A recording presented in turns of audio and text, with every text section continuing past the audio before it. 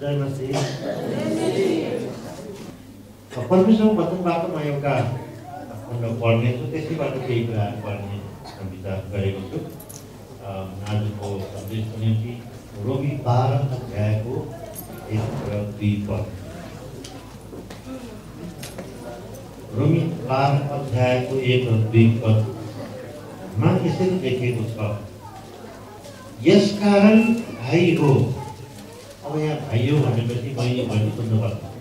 यहाँ धेरैजना दिदीबहिनी हुनुहुन्छ होइन, अब किन बाइबलले भाइ हो भनेर भनेको होला भन्ने प्रश्न आउन सक्छ। तर बाइबलमा भाइ हो भनेपछि बहिनी हो कि यसरी बुझ्नुपर्छ। यसकारण भाइ हो अथवा बहिनी हो, परमेश्वरको कृपालाई ध्यानमा राखी म तिमीहरूलाई अनुरोध गर्दछु, तिमीहरूको आत्मिक उपासनाको रूपमा आफ्ना शरीरलाई पवित्र र परमेश्वरलाई ग्रहण योग्य हुने जिउँदो बलिको रूपमा अर्पण गर।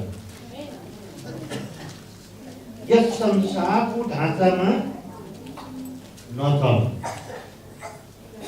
तर आफ्नो मनमा नयाँ भई पूर्ण रूपले परिवर्तित हो र परमेश्वरको असल र ग्रहण योग्य र सिद्ध इच्छा के हो त्यो तिमीले जान्नुपर्छ।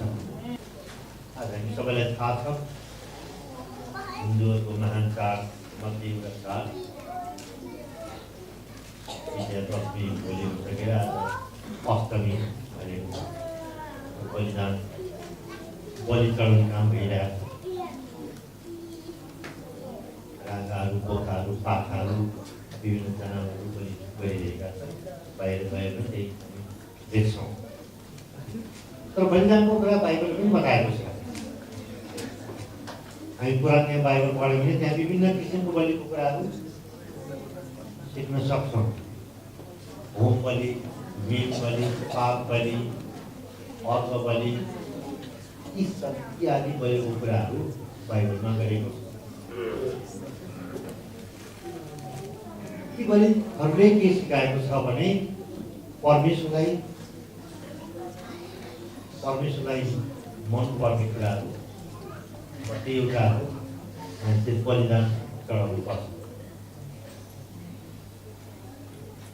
तर अन्तमा हामी के देख्छौँ, बाइबलले के कुरा सिकाएको छ भने यसो ख्रिस्टको बलिदान सबैभन्दा ठुलो बलिदान हो। अब हामीले कुनै प्रकारको अरू बलिदान गर्न पर्दैन। यसुले हाम्रो निम्ति आफैलाई बलिदान गर्नुभयो, आफ्नो रगत बगाउनु भयो, हाम्रो निम्ति मर्नुभयो। त्यो ठुलो बलिदान हो। त्योभन्दा ठुलो बलिदान अरू कसैको हुँदैन र त्यसपछि अब अरू कसैले बलिदान चढाउनु पनि पर्दैन। बाइबलले पनि स्पष्ट पारेको छ, बलिदान मात्रै होइन, यसो मृत्युबाट पौरिनु भयो। त्यसदेखि प्रभुको हामी अगाडि जान सक्छौँ, नजिकमा जान सक्छौँ, किनभने बलिदानको काम उहाँले पुरा गरिसक्नुभयो। तर अहिले पढेको खण्डमा एउटा के देख्न सक्छौँ भनेदेखि यहाँ भनिएको छ, आफ्ना शरीरलाई जिउँदो बलिको रूपमा अर्पण गर। आफ्नो शरीरलाई जिउँदो बलिको रूपमा अर्पण गर। के भनेको रहेछ? कि हामीले आफ्नो शरीरलाई मार्न पर्छ भनेको हो, हाम्रो शरीरबाट रगत बगाउनु पर्छ भनेको हो? अवश्य त्यसो होइन। हाम्रो शरीर मार्नु पर्छ भनेर बाइबलले बताएको छैन। बरु हामीले आफ्नो शरीरलाई वास्ता गर्नुपर्छ। शरीरलाई वास्ता गर्नु भनेको शरीरलाई चाहिने खानेकुरा दिनुपर्छ, शरीर राम्रो राख्नुपर्छ, स्वास्थ्य राख्नुपर्छ, बिरामी भयो भने औषध पनि खानुपर्छ, भिटामिनहरू खानुपर्छ। बाइबलमा लेखेको छ, तिमीहरूको शरीर परमेश्वरको मन्दिर हो। हाम्रो शरीरलाई वास्ता गर्नुपर्छ, माया गर्नुपर्छ र शरीरलाई हिफाजत गर्नुपर्छ। हामीहरू शरीरको लागि चौकीदार जस्तै हो, शरीरमा केही हुन्छ कि कस्तो हुन्छ कि बिरामी हुन्छ कि भनेर हेरचाह गर्ने काम हामीले गर्नुपर्छ। किनभने शरीर स्वस्थ भयो भने बल्ल परमेश्वरको सेवा गर्न सक्छ होइन। यदि बिरामी छौँ, रोगी मान्छे भएका छौँ, रोगी छौँ भनेदेखि हामीले परमेश्वरको सेवा गर्न सक्दैन, जसरी गर्न चाहन्छौँ त्यसरी गर्न सक्दैन। त्यस कारण यो हामीले के बुझ्नुपर्छ भने आफ्ना शरीरलाई जिउँदो बलिदान गर्नलाई परमेश्वरले हामीलाई यो आह्वान गर्नुभएको छ। अहिले पढेको खण्डमा हामीले 4वटा कुराहरू यस सम्बन्धमा सिक्न सक्छौँ। यसको अर्थात् के हो? आफ्नो शरीरलाई बलिदान गर्नुपर्छ भनेको त्यसको अर्थ के हो? हामीलाई पढ्नको पद्धतिले के कुरा सिकाउनु परेको छ? पहिलो कुरा यहाँ यसरी बताएको छ, आत्मिक उपासनाको कुरा भनेको छ। पहिलो पदमा हामी यहाँ देख्न सक्छौँ, तिमीहरूलाई अनुरोध गर्दछु कि तिमीहरूको आत्मिक उपासनाको रूपमा आफ्ना शरीरलाई जिउँदो बलिको रूपमा अर्पण गर्नु। उपासनाको जीवन, यो आत्मिक उपासना यहाँ भनेको छ। आत्मिक उपासना भनेको परमेश्वरलाई प्रशंसा गर्ने जीवन हो। जबसम्म हामी शरीरमा छौँ, जबसम्म संसारमा छौँ, परमेश्वरको उद्देश्य, परमेश्वरको इच्छा यही नै हो कि हामीले परमेश्वरको प्रशंसा गर्नुपर्छ। परमेश्वरले हामीलाई धेरै कुरा गर्नुभएको छ। यो बाइबलमा हामी पढ्यौँ भने रोमी पुरै एक अध्यायदेखि पढ्दै गयौँ भनेदेखि 11 अध्यायसम्म हामीले देख्न सक्छौँ कि परमेश्वरले हामीहरूको लागि धेरै काम गरिसक्नु भएको छ। हामीलाई उद्धार गर्नको निम्ति आफ्नो पुत्र येशू ख्रीष्टलाई पठाउनु भएको छ। हामी पापी भए तापनि यसले हामीलाई प्रेम गर्नुभएको छ, हामीलाई उद्धार गर्नको निम्ति आफूलाई अर्पण गर्नुभएको छ। यी कुराहरू हामी यहाँ देख्छौँ। तर यहाँ अहिले 12 अध्यायमा जुन हामीले पढेका छौँ, यहाँ भनेको छ आत्मिक उपासनाको जीवन हामीले जिउनुपर्छ। परमेश्वरले गर्ने काम गरिसक्नु भएको छ, येशूले गर्ने काम गरिसक्नु भएको छ। तर तपाईँ र मैले गर्नुपर्ने कुरा यो हो कि हामीले आत्मिक उपासनाको जीवन जिउनुपर्छ, अर्थात् परमेश्वरलाई प्रशंसा गर्नुपर्छ। अर्को कुरा पनि के हो भनेदेखि परमेश्वरलाई प्रशंसा गर्ने एउटा कुरा हो। परमेश्वरसँग प्रार्थना गर्नुपर्ने कुराहरू पनि छन्। परमेश्वरसँग हामी माग्न सक्छौँ, प्रार्थना गर्न सक्छौँ। प्रार्थनाबाट धेरै ठुला कुराहरू हुन्छ, धेरै ठुला कामहरू भइरहेका छन्। आज यो मण्डलीमा पनि निश्चय पनि तपाईँको प्रार्थनाबाट यहाँ धेरै ठुलो काम भइरहेको छ। परमेश्वरले धेरै ठुलो काम गर्दै हुन्छ। कसरी गर्दै हुन्छ? तपाईँ हामीले गरेको प्रार्थना परमेश्वरले सुन्नुहुन्छ। यस कारण यो आत्मिक उपासना हो। आत्मिक उपासना भनेको परमेश्वरको वचनमा ध्यान दिनु पनि हो, परमेश्वरको वचनमा मनन गर्ने हो। ध्यानका कुराहरू अरूले नै गर्छ। ध्यान गर्नुपर्छ भने ध्यानमा बस्ने मान्छे हो। शरीरलाई, मनलाई एकदम शून्यतामा पुर्याउनुपर्छ भनेर भन्छ। धेरै तपाईँहरूले पनि भएको छ विभिन्न किसिमका शिक्षाहरू, कसरी ध्यान मग्न हुनुपर्छ, कसरी संसारका कुराहरू पनि सबैबाट अलग भएर हामी एकान्तमा बसेर अरूतिर मन नलगाइकन ध्यान मात्रै गर्नुपर्छ भनेर भन्छ। तर त्यो ध्यान र हाम्रो ध्यान अलि फरक छ। हाम्रो ध्यान भनेको परमेश्वरको वचनमा ध्यान हो। परमेश्वरले के गर्नुभएको छ मेरो लागि, परमेश्वरले आफ्नो वचनद्वारा मलाई के कुरा सिकाउँदै हुनुहुन्छ, के कुरा बोल्दै हुनुहुन्छ, त्यो कुरा सुन्नु, त्यसमा मन लगाउनु, त्यसले ध्यान गर्नु। यसकारण परमेश्वरको वचनले पहिलो कुरा यही कुरा सिकाएको छ कि हामी आत्मिक उपासनाको जीवन जिउनुपर्छ। यसले हामीलाई परमेश्वरको वचन सुन्नलाई सहायता गर्छ र परमेश्वरले केही कुरा भन्दै हुन्छ हामी सुन्न सक्छौँ। त्यसको निम्ति सुन्न पनि तयार हुनुपर्छ। हामी प्रार्थना गर्छौँ, हामी ध्यान गर्छौँ, उपासना गर्छौँ, परमेश्वरको वचन सुन्न पनि तयार हुनुपर्छ। कतिचोटि हामी खालि आफ्नै कुराहरू मात्रै विचार गर्छौँ, संसारको कुराहरू पनि ध्यान दिन्छौँ। कहिलेकाहीँ हाम्रा समस्याहरू अगाडि धेरै आउँछन्, तर परमेश्वरले के कुरा भन्दै हुन्छ, के कुरा सुनाउँदै हुन्छ, सिकाउँदै हुन्छ, त्यो कुरा ध्यान दिँदैन। तर आत्मिक उपासनाको जीवनले हामीलाई परमेश्वरको वचन सुन्नलाई डोर्याउँछ। अर्को कुरा परमेश्वरको उपस्थितिमा डोर्याउने काम गर्छ। जब हामी आत्मिक उपासनाको कुरा हामी गर्छौँ, जब परमेश्वरसँग प्रार्थना बस्छौँ, जब परमेश्वरको प्रशंसा गर्छौँ, जब परमेश्वरको वचनलाई हामी ध्यान दिन थाल्छौँ, त्यसले हामीलाई परमेश्वरको नदीमा डोर्याउँछ अनि परमेश्वरको उपस्थिति हामीले थाहा गर्छ।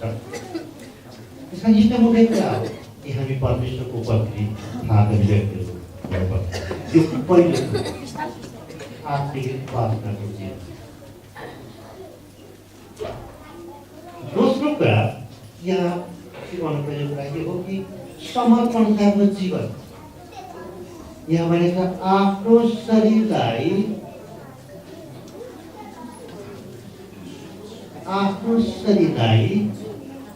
जिउँदो बलिको रूपमा समर्पण गर, अर्पण गर। यसले हामीलाई सिकाउनु खोजेको कुरा यो हो कि हामीले आफ्नो शरीरलाई अर्पण गर्नुपर्छ। परमेश्वरको हातमा अर्पण गर्ने कुरा सिकाएको छ। मैले भनेको थिएँ यो पहिला कोरिन्थी 6 अध्यायको 19 र 20 पदमा यसरी लेखेको छ,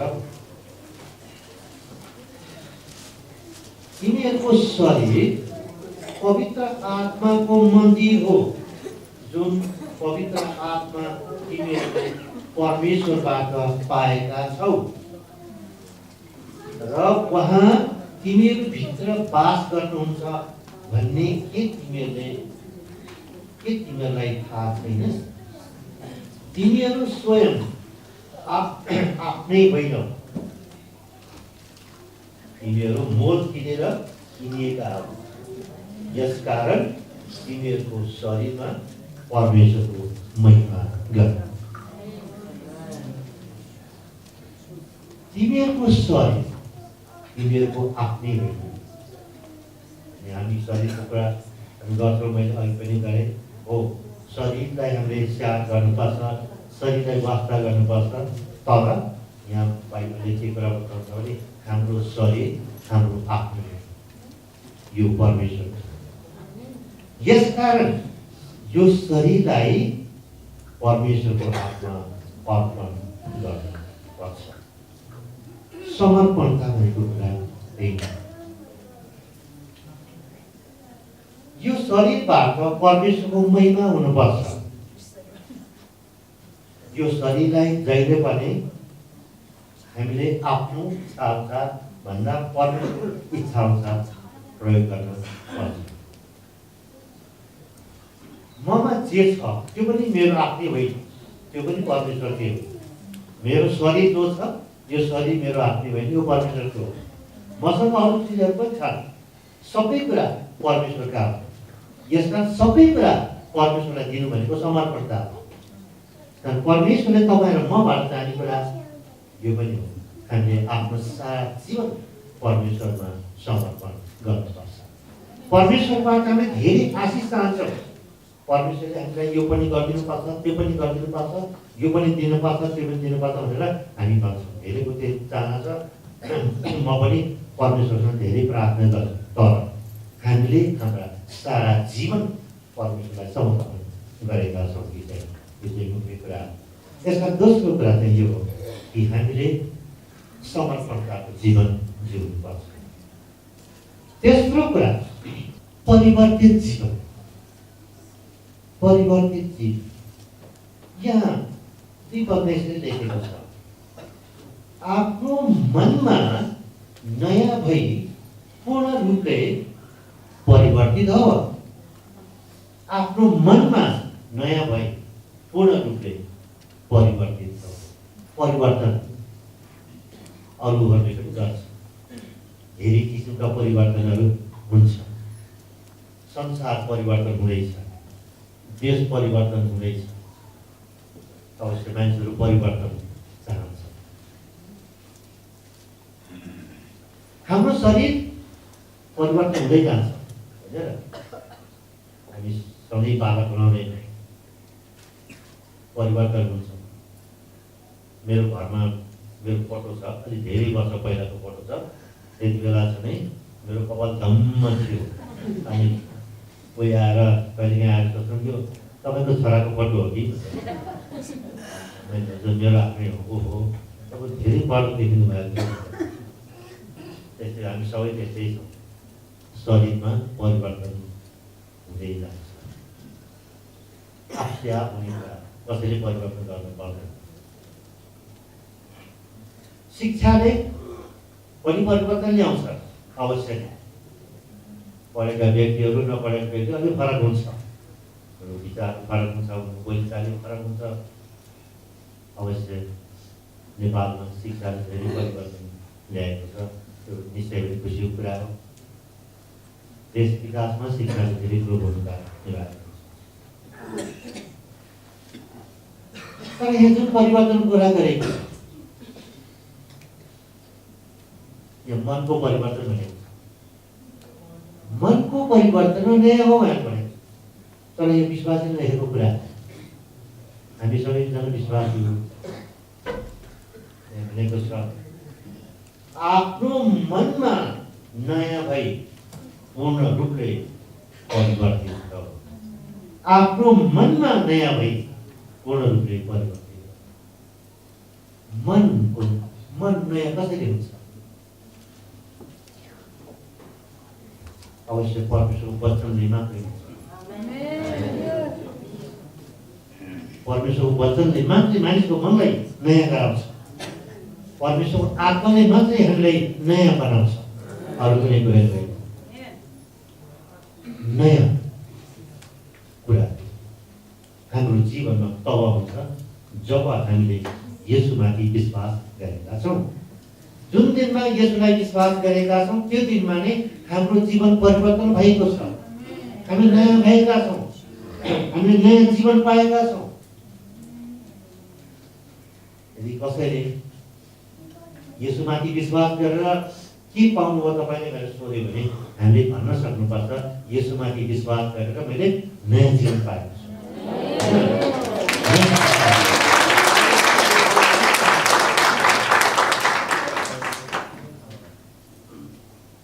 तर नयाँ जीवन पाएका मानिसहरू पनि बिस्तारै बिस्तारै कुराहरू हुँदै नै जान सक्छन्। फेरि त्यो पनि समस्या छ।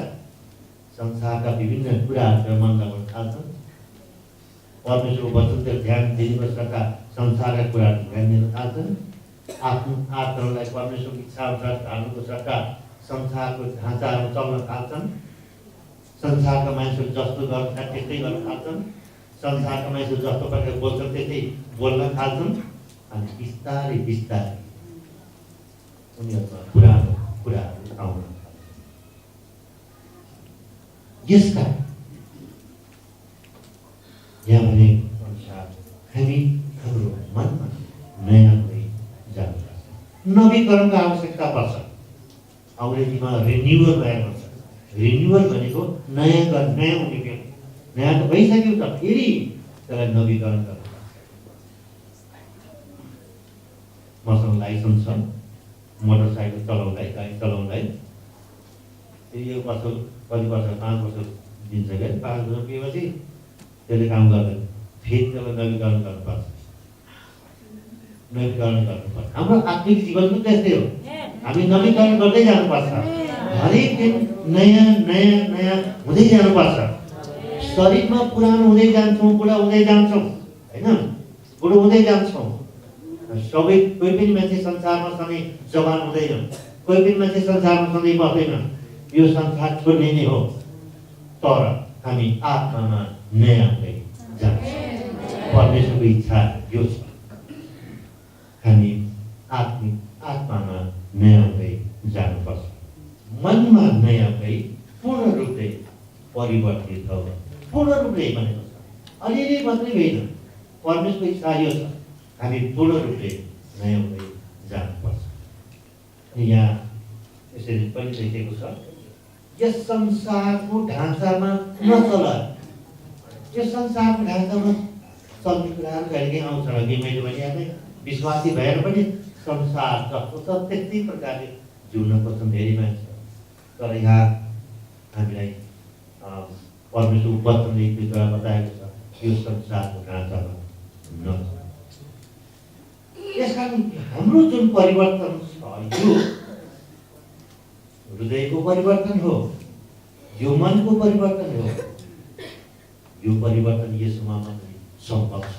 तर यो परिवर्तन परमेश्वर वचनमा आधारित छ। हामी नयाँ हुँदै जानुपर्छ, त्यो काम परमेश्वरको वचनले गर्दछ। यसकारण हामीहरूको विचारमा नयाँ हुँदै जानुपर्छ, हामीहरूको स्वभाव नयाँ हुँदै जानुपर्छ, हामीहरूको आचरण नयाँ हुँदै जानुपर्छ। त्यसै कारण यो रिन्युअल भन्ने कुरा त्यही हो, हामीहरूको रिन्युअल अर्थात् नयाँ हुँदै जानुपर्छ। चौथो कुरा, सेवाको जीवन। परमेश्वरले तपाईँ र मबाट चाहने कुरामध्ये अर्को एउटा कुरा हुन्छ, हामी सेवाको जीवन जिउनुपर्छ। हामी सेवा गर्ने व्यक्तिहरू हुनुपर्छ। सेवा भन्दाखेरिमा सेवा त अरूले पनि गर्छ होइन, अक्रिस्चियनहरू सेवा गर्छ। बसमा कहिले यात्रा गर्नु भने त्यहाँ लेखेको हुन्छन् सेवा नै धर्म हो। अनि सेवा गर्ने व्यक्ति वास्तवमा धर्म भने त्यही नै हो भनेर भन्छ। सेवा अरूले पनि गर्छ, तर हाम्रो सेवा र अरूको सेवा फरक छ। अरूको सेवा भनेको धर्म कमाउनुलाई सेवा, हाम्रो सेवा भनेको परमेश्वरलाई महिमाको निम्ति गर्ने सेवा। यसकारण परमेश्वरको इच्छा तपाईँ र मबाट यो छ, हामी सेवाको जीवन जिउनुपर्छ। सेवा भन्दाखेरिमा परमेश्वरको सेवा, मानिसहरूको सेवा पनि हो। हामी मण्डलीमा छौँ, मण्डलीमा सदस्य मात्रै छैनौँ, तर परमेश्वरको इच्छा यो छ मण्डलीमा हामीले सेवा पनि गर्नुपर्छ। हामीलाई परमेश्वरले विभिन्न वरदानहरू दिनुभएको छ होइन, विभिन्न वरदानहरू दिनुभएको छ।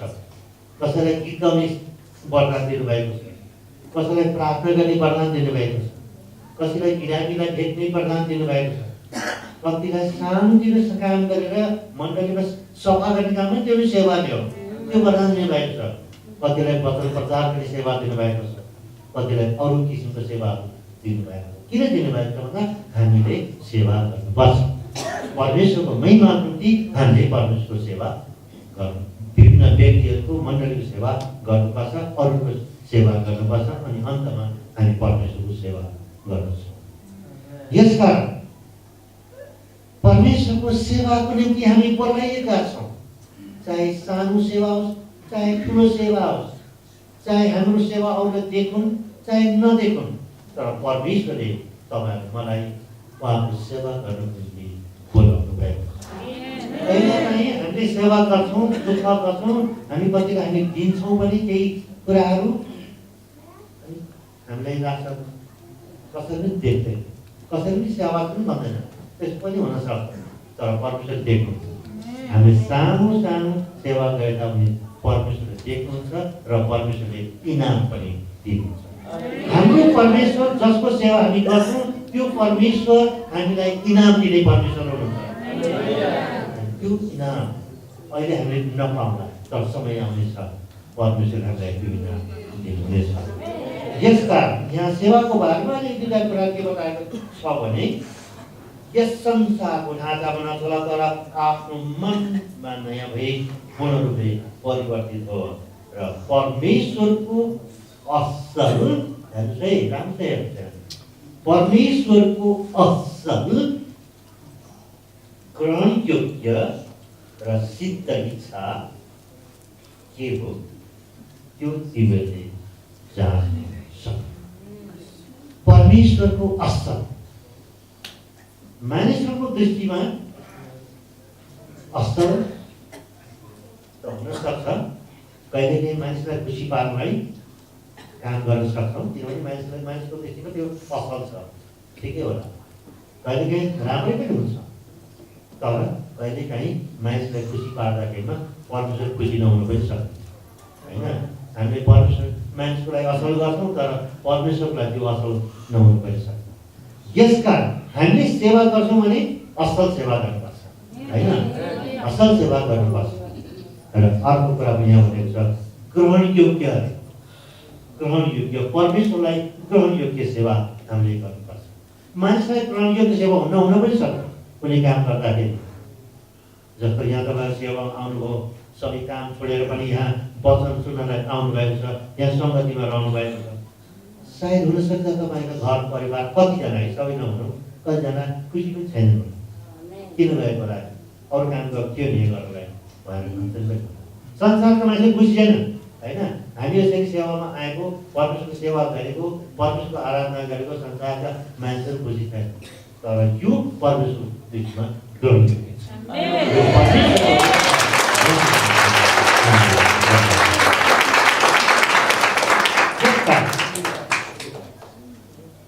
परमेश्वरको दृष्टिमा ग्रहणयोग्य र सिद्ध इच्छा के हो सो जाँचेर सो तिमीले जाँच्न सक्छ। हामी परमेश्वरको सेवा गर्दैछौँ, परमेश्वरको सिद्ध इच्छा बुझेर नै सेवा गर्दैछौँ, होइन। हामीहरूको आफ्नै इच्छाहरू त आफ्नो हुन्छन् नै, सबैमा केही न केही इच्छा हुन्छ।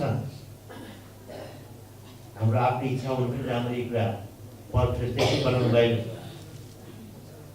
कतिलाई पनि ठाउँमा जाने इच्छा हुन्छ, कतिलाई पनि अर्को काम गर्ने इच्छा हुन्छ, अथवा कतिलाई पैसा कमाउने इच्छा हुन्छ, ठिक छ, त्यो इच्छा हामी सबैमा हुन्छ। तर परमेश्वरको सिद्ध इच्छा के छ त्यो कुरा हामीले बुझ्नुपर्छ, त्यो कुरा हामीले पत्ता लगाउनुपर्छ, अनि त्यसैबाट हामीले परमेश्वरको सेवा गर्न सक्छौँ।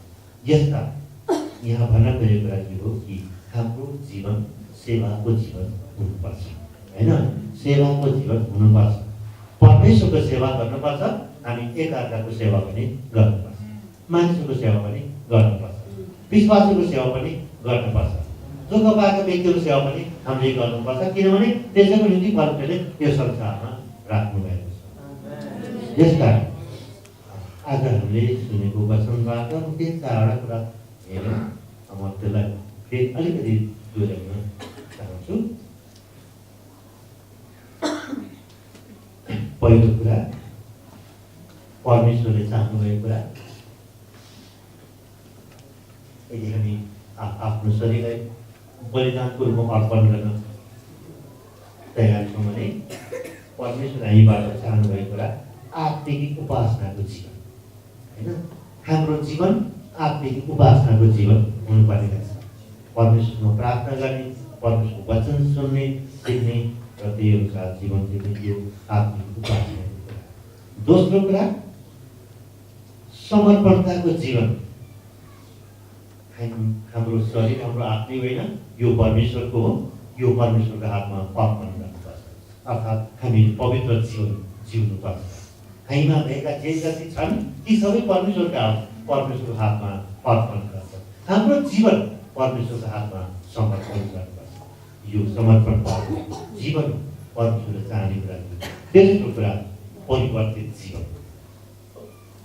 परिवर्तित जीवन यो बाहिरी परिवर्तनको कुरा मात्रै गरेको होइन, हामी भित्री परिवर्तनको कुरा। हामी दिनदिनै नयाँ हुँदै जानुपर्छ, हामी परिवर्तित हुँदै जानुपर्छ। हामी शरीरमा बुढो हुँदै जान्छौँ, पुरानो हुँदै जान्छौँ, तर आत्मामा हामी नयाँ हुँदै जानुपर्छ। चौथो र अन्तिम कुरा हामीले हेऱ्यौँ कि हाम्रो जीवन सेवाको जीवन हुनुपर्छ। परमेश्वरले तपाईँहरू मलाई यो संसारमा त्यसको निम्ति राख्नु भएको छ, हामी सेवा गरौँ, परमेश्वरको सेवा गरौँ, हामी एकअर्काको पनि सेवा गरौँ। परमेश्वरले हामी सबैलाई